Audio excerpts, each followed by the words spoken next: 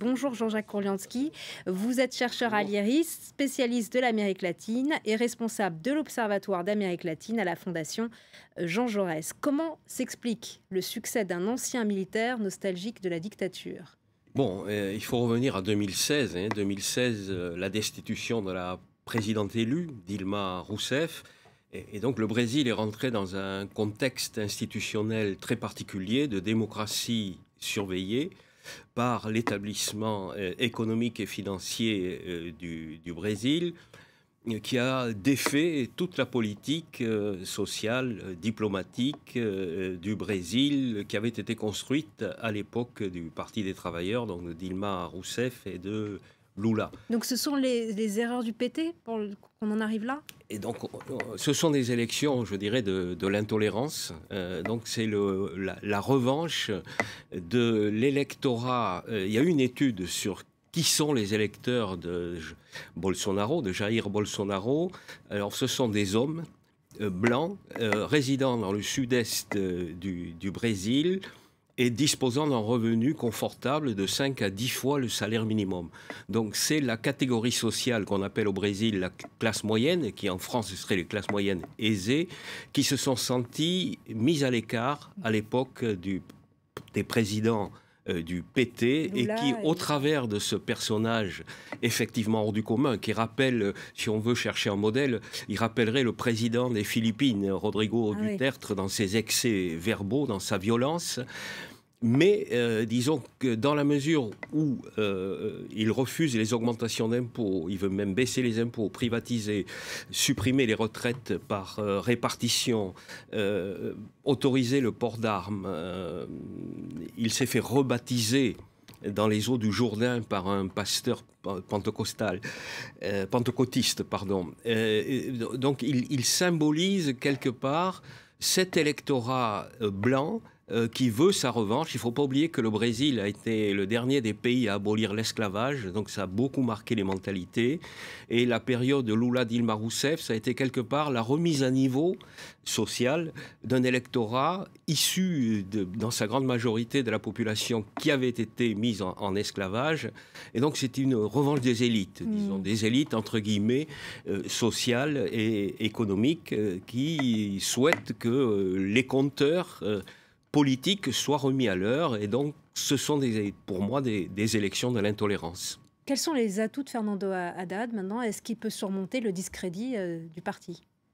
Alors, les atouts de Fernando Haddad, c'est que ces électeurs, ce sont les électeurs qui ont été les bénéficiaires des programmes sociaux, dont des électeurs plutôt issus de cette catégorie pauvre et noire. Donc il est très fort dans le nord-est du Brésil.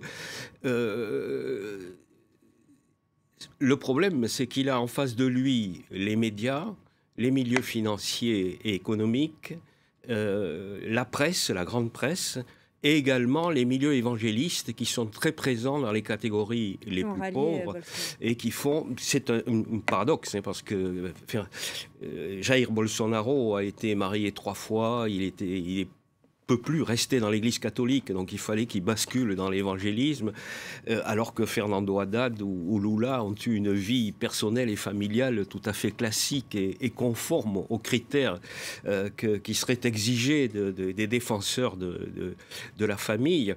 Donc les gros problèmes que rencontre Fernando Haddad, c'est qu'il a face à lui, j'oubliais également, l'armée.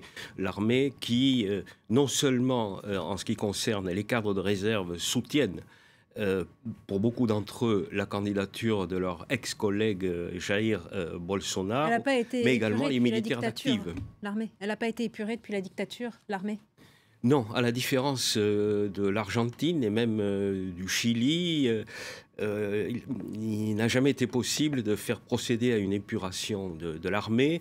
Donc l'armée s'est opposée à la création d'une commission de la vérité.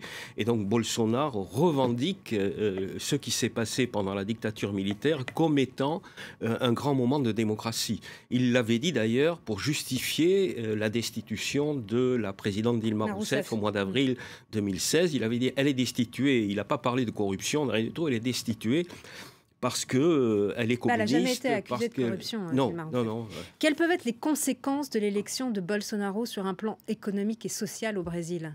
Alors, sur le plan économique, il avait un programme il y a quelques mois interventionniste. Il l'a basculé pour le rendre compatible avec ce qu'attendent les grands milieux économiques et financiers, qui explique leur ralliement.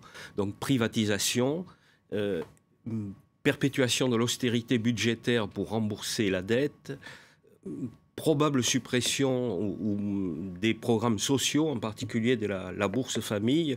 Donc rien de très positif, baisse d'impôts pour les plus riches, donc rien de très positif pour les catégories les plus modestes. En revanche, ceux qui ont les milieux financiers, les milieux aisés, au contraire, ont beaucoup à attendre de son élection. Et sur le plan des libertés ? Quelles conséquences? Sur le plan des libertés, donc port d'armes autorisé, ça va aggraver généralisé. l'insécurité. Tout à fait. Décoration à tous les policiers et militaires qui exécuteraient de 10 ou 30 balles, ce sont ces propos, des délinquants face auxquels ils se trouveraient dans la rue. Donc une politique de tolérance zéro qui est déjà la mise de fait dans le comportement des forces de l'ordre au Brésil. Il faut rappeler qu'il y a eu 63 000 homicides l'année dernière au Brésil. C'est le chiffre le plus élevé des pays qui ne sont pas en guerre. Et environ 7 à 8% sont des victimes d'actes de la police ou de l'armée. Merci beaucoup Jean-Jacques Kourlianski pour votre analyse de la situation au Brésil. Merci d'être venu sur France 24. Merci à vous.